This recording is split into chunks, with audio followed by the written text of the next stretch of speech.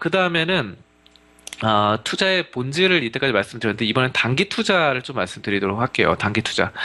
사실상 우리가 이제 뭐 사실 장기 투자라던가 가치 투자가 핵심으로 가져가야 돼요. 가치 투자와 장기 투자가 가장 많은 돈을 갖고 비중을 많이 둬야 됩니다. 하지만 가끔씩 이제 단기 투자를 하는 때도 있거든요.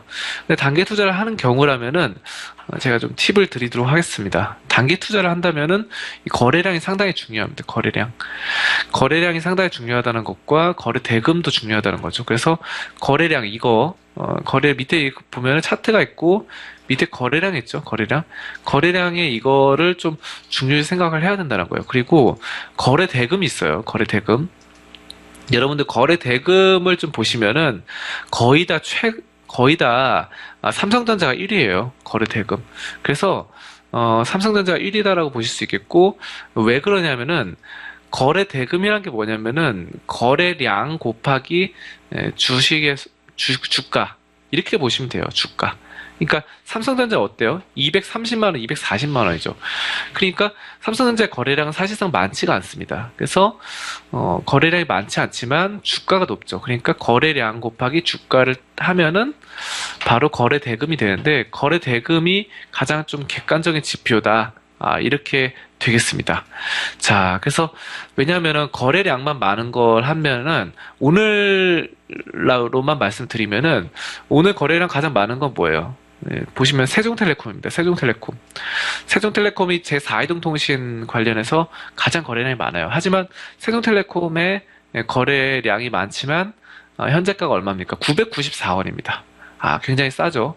두 번째로 거래량 많은 것은 바로 행남생활건강 810원이에요.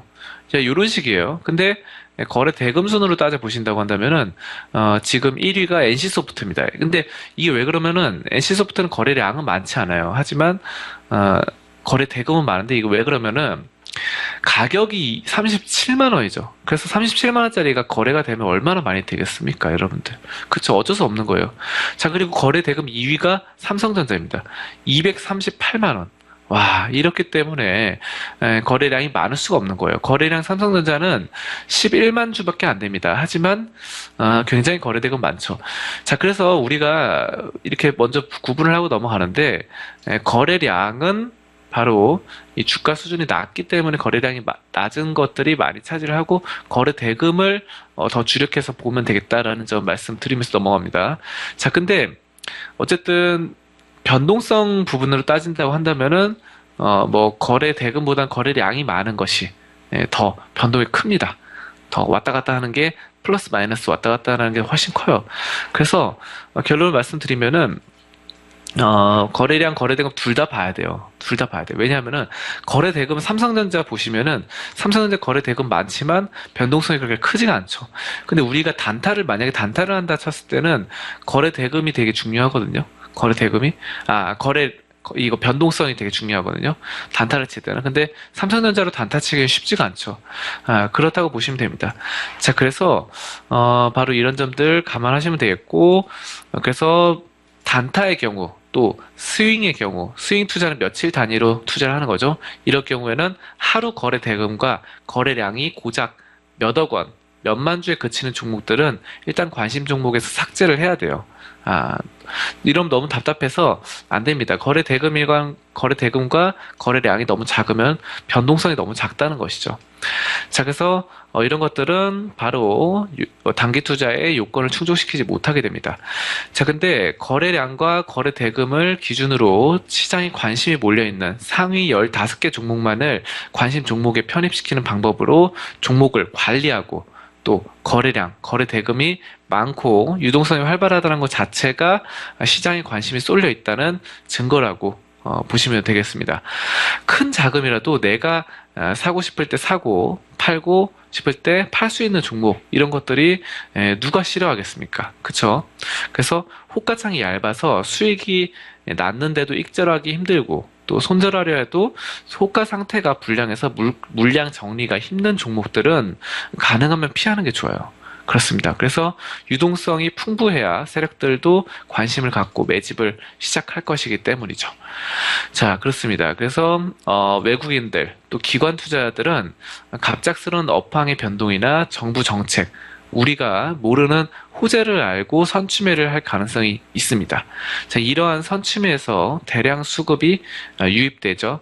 그리고 차트의 바닥에서 횡보하던 종목의 거래량이 실린 첫 양봉자리와 시장 주도주에 주로 발생을 하게 됩니다. 자, 따라서 비중 베팅을 한다면은 단기에 높은 수익을 올릴 수 있다는 것입니다. 거래량을 아무리 강한 세력도 속일 수가 없습니다. 그래서 바로 외국인 기관 투자들도 조짐이 보이던 종목을 다시 공략을 하는 특징이 있습니다. 그래서 단기 악재가 없고 또 재무가 양호한 종목의 주봉 및 월봉을 살피는 게 바람직합니다. 자, 그래서 예전의 주가 움직임을 살피는 것은 이후의 이 주가 예측에도 많은 도움을 주게 됩니다. 자, 이렇게 거래량만으로도 세력의 움직임을 포착하는 것이 가능합니다. 그래서 종목을 분석할 때 지나치게 복잡한 접근은 피하는 게 좋겠고요. 복잡한 기법은 실전에 대입하기 어렵기 때문이죠. 그래서 혼자만의 소설을 쓰게 될 가능성도 있다. 높다. 이런 것들. 그래서 일관성 있는 매매가 어려워지게 됩니다. 그래서 단순하게 투자하는 것이 좋겠고, 그 단순한 투자에 있어서 단기 투자 시에는 바로 이런 거래량, 그리고 거래 대금을 확인을 하는 것이 좋다라는 점 말씀을 드리겠습니다. 자, 그래서 오늘 뭐 거래 대금, 높은 것은 바로 NC소프트죠. NC소프트, 바로 우리가 요즘 가장 뭐 뜨거운 감자입니다. 바로 리니지 M, 그리고 뭐가 있죠? 그 최근에 뭐 논란들이 많았죠. 공매도 논란이니 사상 최대의 공매도 논란, 그리고 바로 최대 주주가 바로 경영진이 좀 빠져나가는 그런 모습들을 보였는데, 요거 다시 또 그 경영진이 다시 또 막 저점에서 또 사들였다라는 말이 나오고 있어요. 그래서 아직 완전히 뭐 푹 빠질 것이다 이렇게 보지는 않으셔도 되겠고, 아무튼 그렇습니다. 자, 그리고 삼성전자는 늘상 이 거래대금 상위권을 좀 차지하고 있어요. 이게 워낙에 강력하게 인기를 있는 종목이기 때문에. 자, 그리고 BGF 리테일도 거래대금 상위권이거든요. 오늘 거래대금 5위. 그 사이에는 ETF가 있고, BGF 리테일 이것도 한번 주목을 해볼 수 있어요. BGF 리테일 편의점이죠. 근데 계속해서 이렇게 쭉쭉 올라붙다가 좀 떨어지는 모습을 보이고 있기 때문에 이런 거래대금 순위를 보실 수 있겠고, 그 다음에 SK하이닉스 또 세종텔레콤이 거래대금 7위를 찍게 됩니다. 그 다음에 신라젠 이것도 거래대금 상위권을 차지하고 있습니다.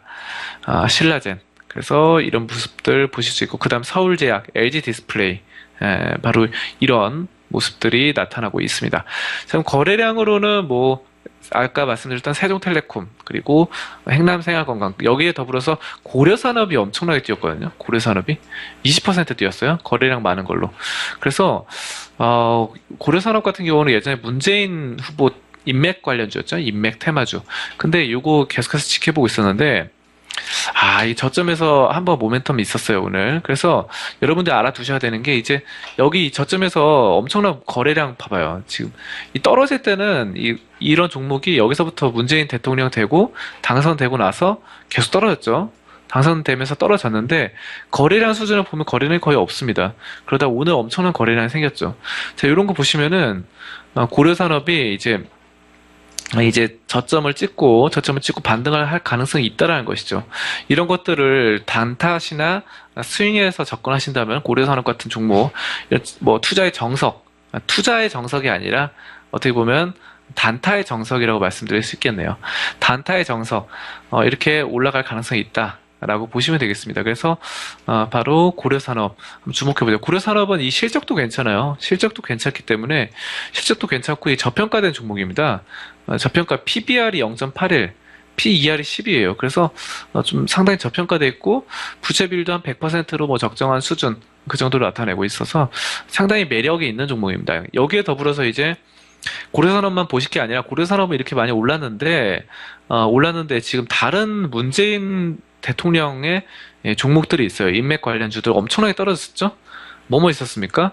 바로 우리들 휴브레인, 뭐 이런 것들, 뭐 DSR, 우리들브레인 뭐 등등 굉장히 많았습니다. 뭐 써니전자 등등 굉장히 많았는데 이런 종목들도 올라붙을 수 있다는 것이죠. 아직까지는 그런 흐름들이 아직 잘 안 올라붙는 흐름이지만 이제 오늘 아까 고려산업의 이런 엄청난 거래량과 동반한 상승 이런 것도 봤을 때 충분히 좀 올라붙을 수 있지 않을까 이렇게 예상을 해보도록 하겠습니다. 자, 아무튼 여러분들 단기 투자 시에는 거래량과 거래대금 반드시 좀 확인을 해야 된다. 가장 중요한 지표입니다. 여러분들 뭐 너무 많은 것들을 볼 때가 있어요. 뭐 MACD 뭐 거래 이런 것들 그리고 수급 뭐 이동평균선 많이 보는데 거래량이 그것보다 훨씬 더 중요하다는 거 전 말씀드리고 싶습니다. 왜냐하면 세력이 매집을 할 때 수급 상황은 일부러 외국인들이 개인 계좌를 만들어서 개인 투자 계좌를 만들어서 막 개인 걸로 막 살 때도 있거든요. 작은 종목은. 근데 이거 세력들이 이 거래량을 속일 수가 없어요. 특히 주봉상으로 보면은 거래량은 이거 속일 수가 없습니다. 1주, 2주간에 매집하는 이런 것들은 딱 드러나요. 특히 월봉으로 봐도 세력이 산다, 안 산다 드러나죠? 이 월봉으로 봤을 때 여기서 봐봐요. 이 지금 우리들 휴브레인인데 여기서 봤을 때 월봉인데 한 달 동안 엄청나게 샀죠, 이거. 이 세력이 많이 산 거예요. 그러고 나서 올라가잖아요. 그쵸? 이렇게 보시면 돼요. 그래서 거래량 한번 판단을 해보시면 되겠습니다.